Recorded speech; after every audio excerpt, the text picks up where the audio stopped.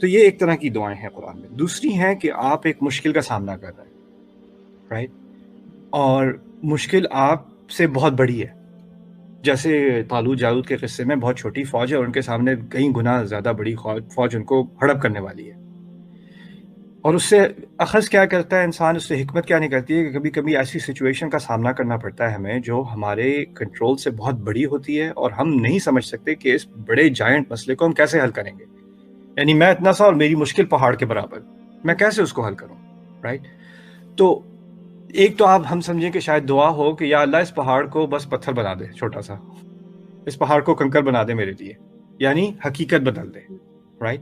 لیکن آپ نوٹ کریں گے قرآن میں بار بار جب بھی ایسی سچویشن آتی ہے جس میں بہت بڑی اپوزیشن کا سامنا ہے، بہت بڑی مشکل کا سامنا ہے، تو انسان دعا دو طرح کی کرتا ہے. یا تو ربنا افرغ علینا صبرا وثبت اقدامنا، ہم پر صبر اڈیل دے، جیسے صبر پانی کی طرح ہمیں صبر میں بھگو دے اور ہمارے پیروں کو ثابت کر دے.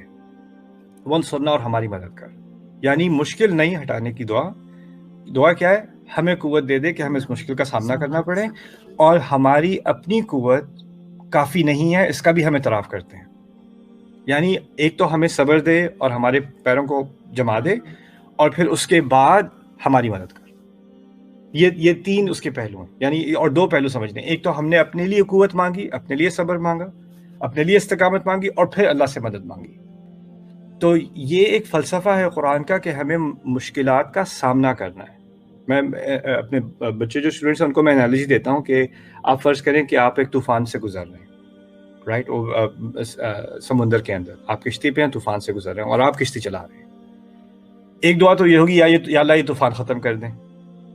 لیکن قرآن کی دعاؤں سے کیا اخذ ہوتا ہے؟ یا اللہ مجھے میری کشتی کو مضبوط رکھ اور مجھے توفیق دے کہ میں ان لہروں کو نیویگیٹ کر سکوں. طوفان ختم ہو نہ ہو، مجھے اس سے پار کرا دے، مجھے اس طوفان سے بچا لے، اور مجھے اس کی صلاحیت دے دے. تو یہ ہوتی ہیں قرآن کی دعائیں. بار بار آپ نوٹس کریں گے کہ وہ اپنی طرف واپس آتی ہیں. اور پھر جب کوئی ایسی مشکل ہو جس سے ہم بچ ہی نہیں سکتے، تو موسیٰ علیہ السلام جیسی دعائیں، اعوذ بربی انی عذت بربی وربکم ان ترجمون، میں تو اپنے رب کی پناہ مانگتا ہوں جو تمہارا بھی رب ہے کہ تم مجھے سنسار نہ کر دو.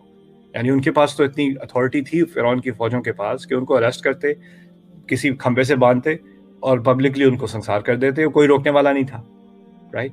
تو انہوں نے اب وہ موسیٰ علیہ السلام ایک انسان کی صلاحیت کیا اور ایک پوری فوج کی صلاحیت کیا. تو انہوں نے کیا دعا کی؟ انی عذت بربی وربکم ان ترجمون، میں اپنی رب کی پناہ مانگتا ہوں جو میرا بھی رب ہے تمہارا بھی رب ہے کہ تم مجھے سنسار نہ کرو، رائٹ. یعنی ہم اپنی حفاظت کی دعا مانگتے ہیں، وہ بھی ہماری طرف ڈائریکٹ ہے.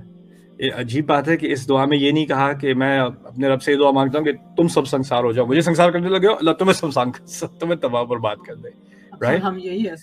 ہم ایسی دعائیں مانگتے ہیں، ہم دعا مانگتے ہیں کہ کوئی اور برباد ہو جائے، رائٹ. اپنے لیے طاقت نہیں مانگتے، اپنے لیے طاقت نہیں مانگتے. تو یہ قرآن پہلے کیا سکھا رہا ہے کہ اپنے لیے طاقت